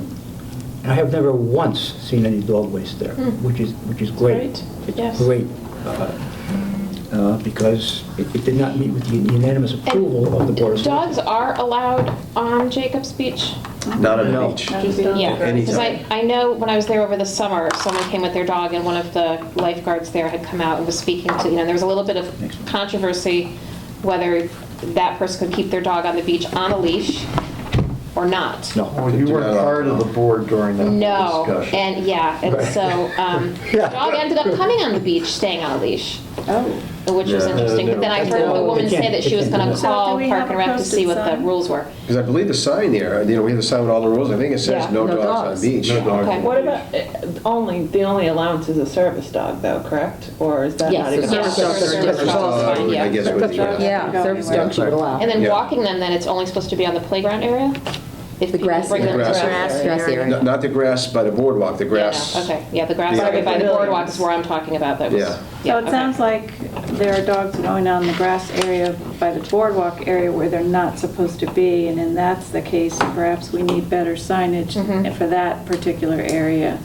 They can go on the grass by the playground and over there, but because the waste issue is in the area where they're not supposed to be, Yeah. clearly people are either not aware because it's Right. embedded in that sign of rules. I just need to be one It single needs to be sign. one single Yeah. sign And of in course, that there's nobody area. to enforce anything right Nobody now. will enforce it anyway. right now, too. But, Even the playground least- area, you don't want a bunch of dog No. waste on the playground area No. either, I mean. No, it's the grass area. It's, right. but They at let least the in the dogs run in the summertime, if tennis it's courts posted, and there's then waste. no one can have a problem with, I mean, if one of the guards says it's posted here, or someone says, well, there's no sign here, at least there'll be a sign that's specifically in that area, so maybe that would be prudent. Yes. And before we leave the Daniel Avenue Beach Barrier, along the same lines, there is not any waste bag station there. And there has to be one there. Where? At Daniel Avenue. There has to be one there. I believe he ordered one, so, all right, I'll check with the guy, it should be but there. we talked about this in Yeah. July. There has to be one there because there is not unanimity about that concept. There's one member of the Board of Selectmen who monitors it very closely. And I know you had some correspondence with the current chairman of the Shellfish Commission Yeah. about that. Not the previous chairman, but the current one. And they're probably Yeah, going to we'll act. get it up. Yeah. We ordered it. Yeah. But we won't have a problem with the cold weather or the digging down or the even snow. Snow? When it snows, it's supposed to be 60 degrees this weekend, but, Yeah, okay. yeah, it's sand there, we can. What's that? That's out in Colorado. 80, Lake Quantapug grant. Let me say that we certainly have heard a great deal from those folks tonight. And we have the handout that Joan had presented. Just let me read the name into the record.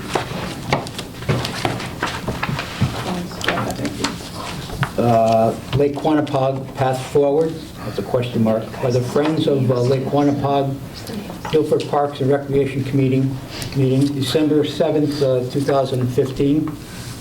And we also, for the record, have the names and addresses of those who wanted to associate themselves with Joan's remarks and comments, and they had some of their own as well. And what I think we should do is to review the document she's given us, review the documents we may already have, not this evening, but at some point, as soon as we can, after the first of the year, have a commission or committee, a subcommittee on that. And Rose, why don't you... I would say that I spoke to Joe Mazza last week about this. And my understanding from talking to him was that the town is responsible for the beach area and not the rest of the lake. So we do have to get... He's correct. I know that. But they're talking about the rest of the lake. We need to somehow resolve all of this with Joe, what's been done in the past. I mean, if the town has done this in the past, then we need to look at why, how. So I think we have a lot of work ahead of us with this. We do. And I don't think... Yes, I don't mind doing it. It all seems like whenever they're looking for money, they send them to Park and Rec. And it's like... Well, right, but we made It's a bigger project than the money we can help them with, I would think. And obviously Band-Aiding it is not remedying the problem. It seems like it's just... No, we need, and maybe they just need our help to find a solution to do the legwork. Right. I mean, that's why we suggested the Conservation Commission, because that is their specific charge. Right. But if I can just, I don't want to take a lot of time on this, but just comment that the area that we've been responsible for, the beach, we've done a lot over the years trying to get the weeds out there. Going way back 20-something years ago, Yes. I used to have our maintenance guys, we get this big, it's actually a body drag that the fire department had. We would borrow that, the lifeguards would bring that out on a surfboard, drop it down, and then we'd have 2 or 3 guys pulling that thing and dragging the weeds and shaking it off, put it in a wheelbarrow, bring it to a truck, load it in a truck, and haul it out of there. That was a huge amount of work trying to do that. But I just want you to know, we've been attentive to this on the area that we were told we had a responsibility for, the beach. Well, I agree with you, Rick. I don't think we have to defend that. We put in that big barn. Yeah. We put in the boating. We've done, for our part of the lake, I think we've put as much effort into it as we have other places. Now, Jacobs was all ours. It was a bigger project, but it was a bigger piece of property that we had to deal with. We don't have that big piece of property there. And we've also worked across the way. We've got the Boy Scout things and everything there. So I think we've done stuff up there. I don't think we need to feel guilty about it. No, I don't. But I also agree with... proud of that. I agree. I also agree with them that, as from a recreational perspective, that beautiful resource is getting severely choked out by the weeds. From fishing to, I've kayaked on it. In fact, in August, September, I kayaked the entire perimeter because I want to see how bad it was. And it's bad. And you just said it. The state has to step up there somehow. The owner of it, and they need to step up. And I think, it sounds like they've met with Kennedy about it, and we don't want it to end up being this scenario where the state is saying the town and the town is saying the state. The state has got to acknowledge they have a lake that needs help and funds to correct the problem. And it has gone on for quite some time, and it's at the point now where if the state is smart and they're looking at funding, you spend it now, because if you let it go, it's going to be more funds down the road. You have a lot of folks there that need help and need direction, but it all starts at the state level. And the specific grant is only for invasive weeds, so that's all we can go after with that grant. Right. And We're the limited. areas have been identified by Greg Bugby, who's a specialist in this, and where those invasive weeds are. And so that's why the 18 acres that have been identified in the state grant is what we were going after. Yeah, and the Friends of Lake Quanapog are very much aware of all of what we've been saying. Oh, absolutely. All. Absolutely. I've been a lot of meetings with them. It's a Without good getting too legalistic, though, just in terms of ordinances, as far as the ordinance with the Parks and Recreation Commission, we supervise and maintain playgrounds, playfields, bathing beaches, and we certainly do that, bathing beaches, recreation center, and all other parks and rec activities and facilities. On the other hand, the Conservation Commission in the town charter, its charge is the development, conservation, supervision, and regulation of natural resources, including water resources, within the town of Guilford. So I agree we can't with you, do it Jack, but alone. it's still not our lake. No. I mean, it's the state's lake, and the state, I'm not trying to sound negative about this, but they've got $350 million hole that they have to fill tomorrow. And I don't see where they're going to be spending money on lake preservation when they can't seem to find enough money to run their own government right now. I hate to think that we gave these folks a sense of, false sense of security when they left, that we were going to do more, but Rick is right, you're right. We're doing everything that we can on our portion of the lake. And it's been frustrating me for the 3 years I've been sitting on this board. I keep thinking, oh no, not another study. I mean, come on. I mean, we have spent more money on studies. If we spent the money on the studies, on the lake, we would have done it. I'm sure there are other groups in the state, there's other lakes in the state. Oh, yes. That they could, or we could help them to find resources to talk to other groups of how, are they being neglected too? Is their lake being neglected as well by the state? I think the research we need to do is not so much on the study side, but how can we help them get right? I think the one that we could possibly look at would be Rogers Lake over in Old Lyme, because they replaced their old rock dam that they have that's on Townwoods Road, and they took that out and they replaced it with a new dam. And Rogers Lake is something that's a little bit different. They allow speedboats and the crew teams are there too, I believe. yes, yes, but still, they went through a process and they seem to be able to recover. They got some money. They got the money to rebuild the dam. They got the money to take care of some of the invasive species over there. So Old Lyme did something right that we're somehow missing along the way here. But that's wholly owned by the town, though. It is owned by, I believe it is owned by the town, but I'm not 100% certain about that. Has this group been up to Hartford to ask or present their frustrations? Well, they've talked with our senator, with the state rep. They had a meeting up at the North Guilford Firehouse that Joe Mazza, Kevin McGee, and I attended with Greg Bugby. And a lot of them, these people were all there, and plus others. And Senator Kennedy was there later, and Representative Candelora and Scanlon, they were both there. Oh, okay. All three of them. So they've heard. Yes. And for what it's worth, several months ago, I spoke with folks in the DEEP who have oversight, if not jurisdiction, over the lakes in the state of Connecticut. I say if not jurisdiction, that seems to be a debatable point, but that certainly can be resolved very easily. Absolutely. And from its inception, I know this man in town whose father had worked for the state of Connecticut way back when, and he was in charge of issuing permits and things like that. So he's, not he, but his son, it would be a good starting point as well. And so the archives room in the library as well. And a title search of any of the records in town.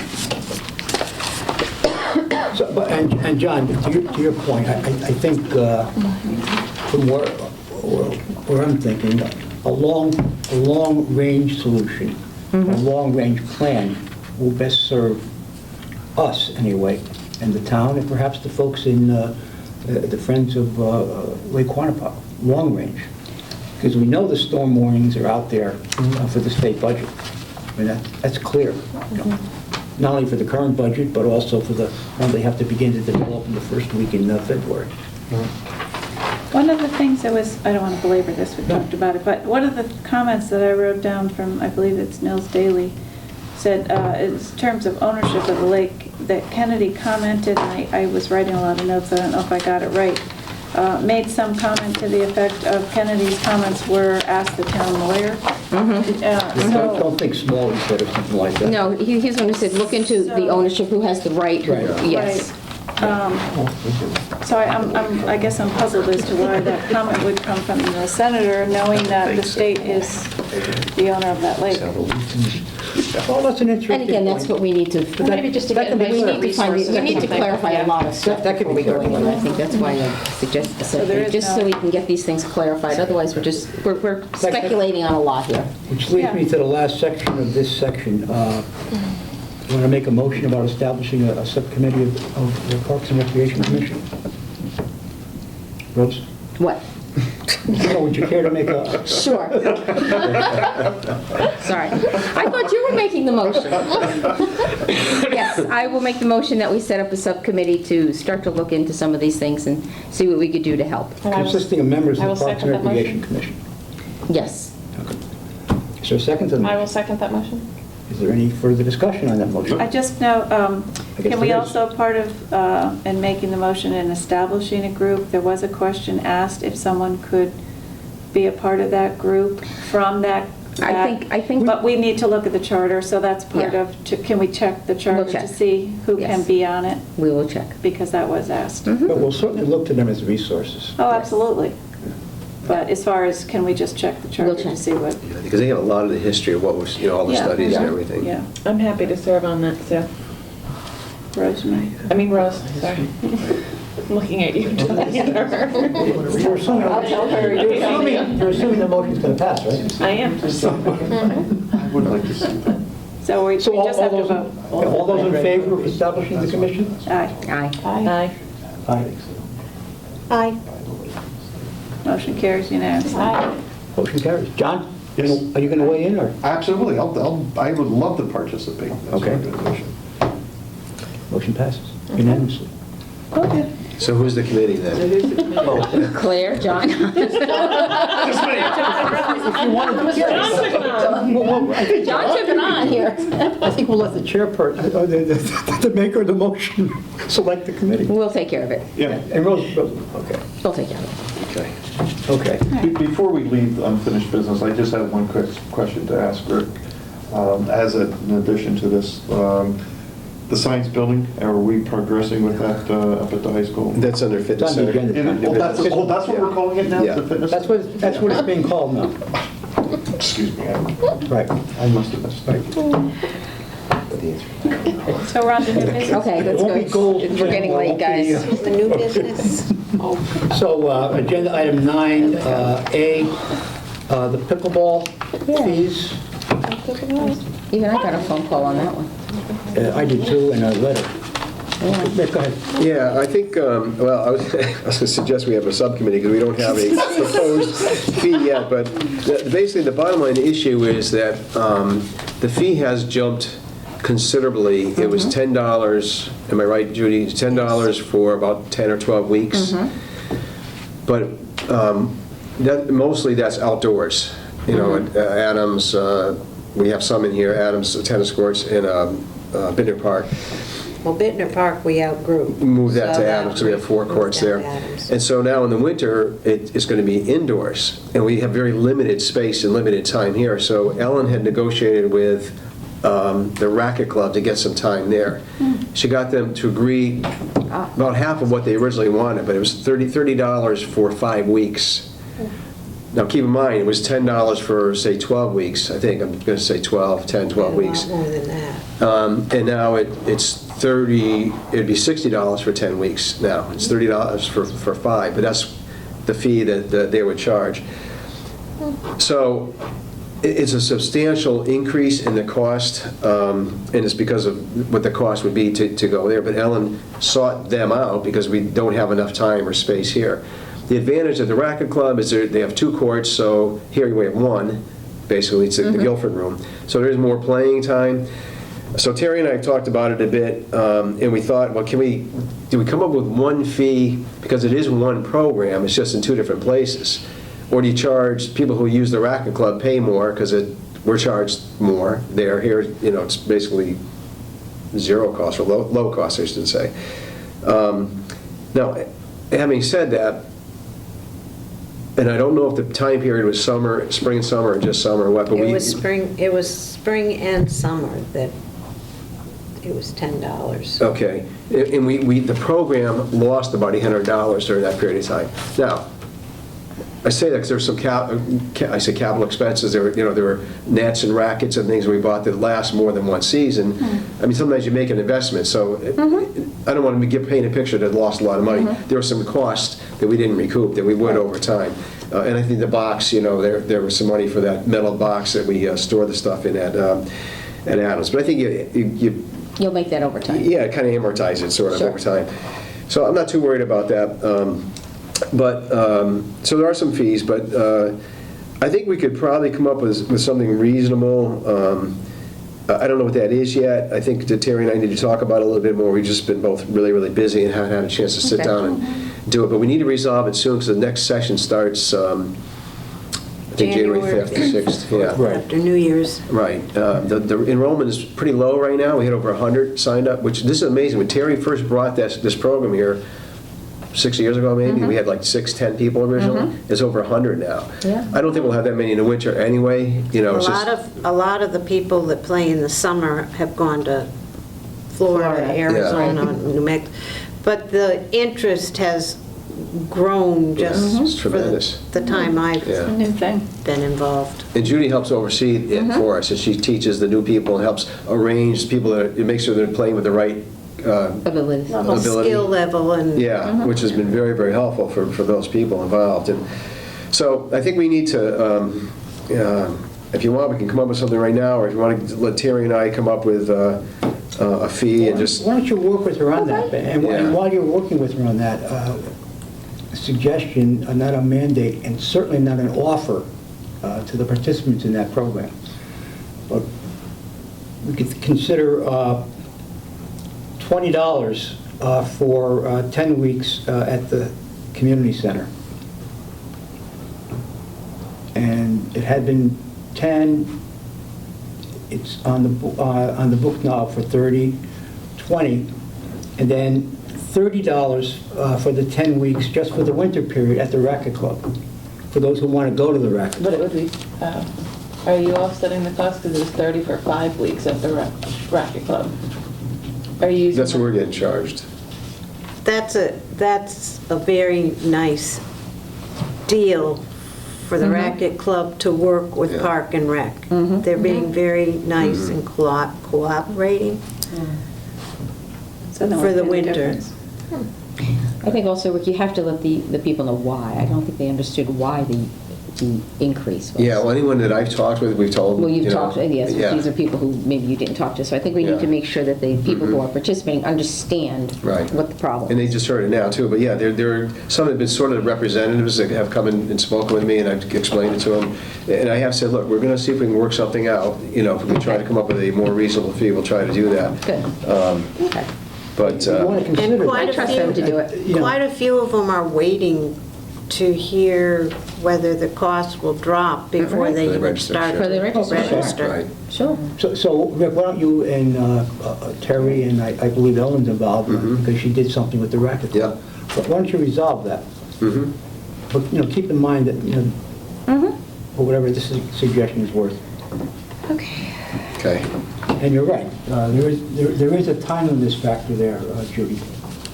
A timeliness factor. Yeah, Yes. we'll try to get together this week. And maybe some will be going away for the holidays too. Yeah. And we don't want them to miss the first session. Right.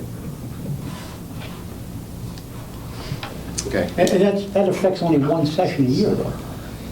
Yeah, pretty The much. winter. Yeah. Because when we're That's my point. outside, there's plenty of room. Yeah. And as Rick said, we did buy more nets to meet the numbers and paddles to meet the numbers. And we're still playing outside. Great. The for you. plastic balls don't really like the cold, but Yeah, I'll tell you, I'm impressed. Some of these people are really good. Oh, and one other thing on that, I'm also, in my report, you saw that we had a meeting with Jake Jarvis, and that was, we're trying to, I'd love to be able to get some space at the brand-new gym for the pickleball. I think it'd be a great thing to have senior citizens using that beautiful facility. So Terry, Ellen, Andrew, Lindsay, and I all went up there to look at the gym, met with Jake there.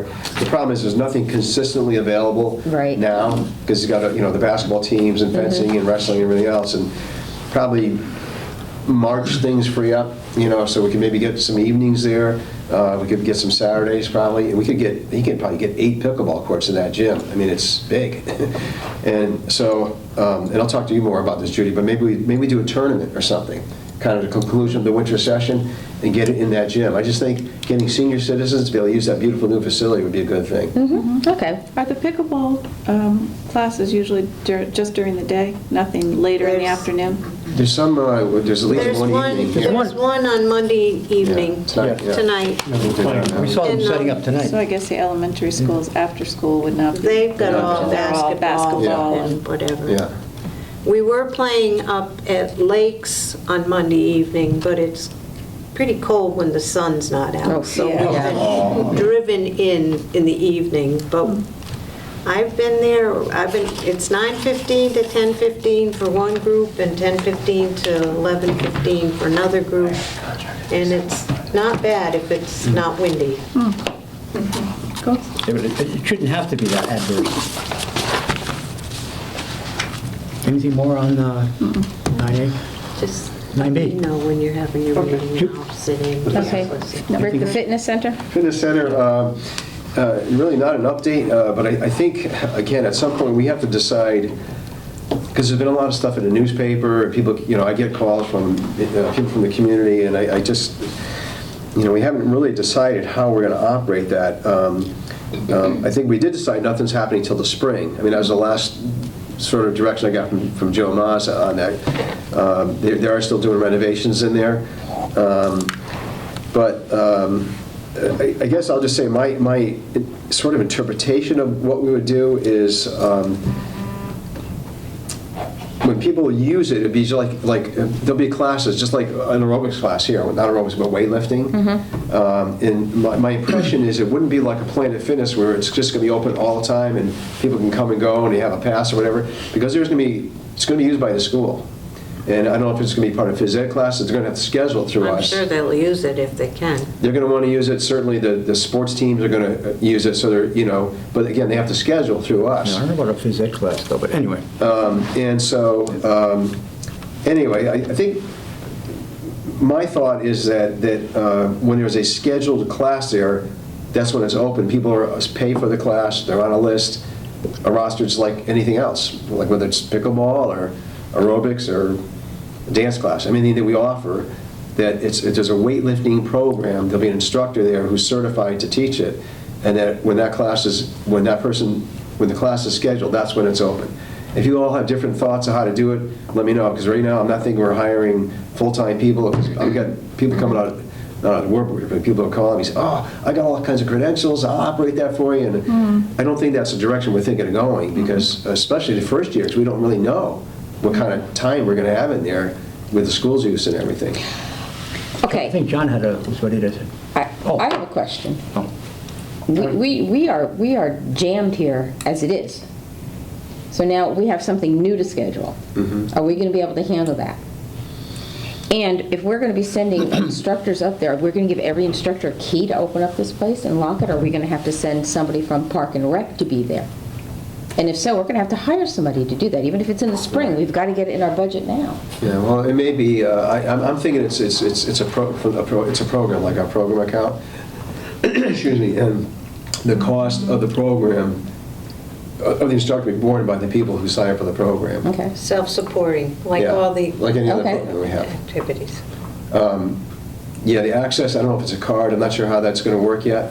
But you don't think we're going to need additional staff to do that? I don't think so. And I believe the school system has agreed that they are going to, their custodial staff are going to maintain it, because there's the bathroom right next Okay. door. Fine then. Okay. Part of the whole school field thing. That it's not going to be ours to have to go clean it and everything. They're going to do that. All right. I'm concerned, Rick, let's just say that the facility opens for operation in the spring. I'm concerned what impact that's going to have on our current year budget. I'm going to have to change the tape in 5 minutes. Okay. Keep going, but I'm going to have to change it in I 5 understand. minutes. I'm concerned about what impact our obligations and responsibilities would be from the spring of this year until June 30th, which is our budget year. And also, for the following fiscal year, we're going to be working on that budget. What do we need there? Because we have to put it in the budget. Okay, well, what's in our budget right now is the utilities. That's in our budget now, in this current year. Yep. So we'll have to, but it was only in for like 8 months of this year or something, so we'll have to do it for a full year for next year under utilities. Beyond that, again, if we're going to make it be like a program, it'd be self-supporting, it wouldn't be in the budget. Okay. When would we be looking to put on the calendar a walk through that as we get closer to knowing that we'd have to have it up and running at a certain Yeah, I time? think We we got to should back see it, up. yeah. We talked about doing a site walk on there. You said you're still working on it, but I was there. to find out when we'd be getting in there. I brought the staff there when we went to meet with Jake Jarvis. We just, poked our head and they were doing work in there. They were hanging light fixtures and they had just put in the rubber floor, I think. But none of the equipment is there. The equipment is all owned by the high school. They have it. Right. And it was in their old, what used to be their weight. The old weight room. And There they're used gonna to move be that in there. weights, yeah. And maybe they have some new stuff, I don't know. But basically, we should go look at it. We talked about it, but we need to do it because we know we're going to be talking about specifics and we need to have gotten in there so we Yeah. have a sense of. If you want to set up a And we time, have I'll to- make arrangements so somebody opens it, lets us in. Why don't we wait Yeah. after the holidays? After the holidays. And I would say that we should do it, and when we do it, if we can't get every commissioner there for a given day, that we have another one, so those who couldn't make the first one go. Because we're looking, like we're trying to hit baseballs in the dark, because I don't know. We don't know. I don't have a sense. You haven't seen it. I don't have a sense of it. Yeah. And I know all during the development and the building of the high school, folks were being invited to come in and see the work in progress. So in a sense, this is a work in progress for us too. Are you going to let us know when it's time to? Yep, give it a couple more minutes. Okay, let's go for C, let's go quick. Smart boards. Yeah, I think we can do that. Rick, Proposal for smart 9A, boards. proposal for smart boards in the community center. You have 2 minutes. Well, we have a proposal that, this is something Alan was working on with Tony Santarcangelo, the IT person for the town. Town Hall, I guess they're putting one in the selectmen's meeting room there. And originally when the proposal came in, I believe, I didn't get a chance to talk to Ellen about this today, but I think the price that we were given was contingent on doing it at the same time they're doing that one. I believe they already made commitments to do the one at Town Hall. I don't know if it's in yet. But anyway, they were talking about 2 of them here, I believe, in this room, in the Monocatuck room. The cost is $7,527.32. Maybe and that was, For 2 boards or one? that's 2. How much was it again? $7,527.32. That's hardware, the services to put it in. Rick, I'd suggest, though, that we not... Do we need it? We not do that for the current budget year, Okay. for a variety of reasons. We're 6 months, 5 months into the budget year already, and that we put it in our proposed budget for 16-17. Will that change the price? Yeah, it might. I'd have to find out, yeah. And it might even be higher now than the 7,000 figure. Is there a need for it here? Yeah, I was going to ask, why are we? I mean, are there people asking Ellen to can address use it better it? because she's the technological person. Well, She then knows maybe the we stuff need better than I to do. hold off and have Ellen talk to us about Yeah. this, Because also in this room, I mean, just looking at this room isn't really conducive for it because your space and the way you set up the room, so maybe another room would be better Yeah, fit. or maybe it was the Quantipoc, it was 2 rooms. Okay. It's not listed in here, but there were 2 rooms. Quantipoc and maybe, I know Monocatuck is one of them that they were talking about. Let's look at the need factor, Yeah. really. But we're clear, though, we're not going to put it in this year's budget, though. I hope. Okay. Shannon? You got 2 minutes. Oh, budget. I think we need to make another day to meet and talk about this budget. I don't think we can do this I tonight. agree. I agree with you completely. Yeah. So let's get it on the agenda anyway. 9D, 2016-2017 operating budget discussion. So we're going to look to put it on a different day? Let's see if we, after the meeting, we can get another day where we can get together and talk about this, because it's going to take us a bit of time to Yeah, talk and this about is, it. this is. But we're running to some time limits, too. We have to do it anyway. Yes. But typically, the finance department wants our 1 minute. When do they want it? Around the 23rd of It's around December. the third week of December. See what we can do before that. Let's get something before that. Yeah. Because we have to be ready to go around the second week of January to make our presentation. Right. If we do it quick, we can approve the minutes before that tape needs to be changed. I bet Shannon will love us for that. Yeah, why don't we just do that? Approval of the 2016 meeting dates? Okay, yeah, this has to be filed with the town clerk and the selectman's office by the 31st. There are only 2 changes from our Monday schedule. The 4th of July, at the bottom of the first column, it's here for July 11th. Because the 4th of July is on the 4th of July. Right. And that's the first Monday of the month, and we don't meet on the first Monday of the month. And also, September 12th is the second Monday, because the first Monday is Labor Day. Labor Day. And Perfect. we're closed on it. Okay. Okay? Yep. Make a motion to adjourn? So moved. Second. We're all mixed up this year. Wow, you kidding? All those in favor? Did we beat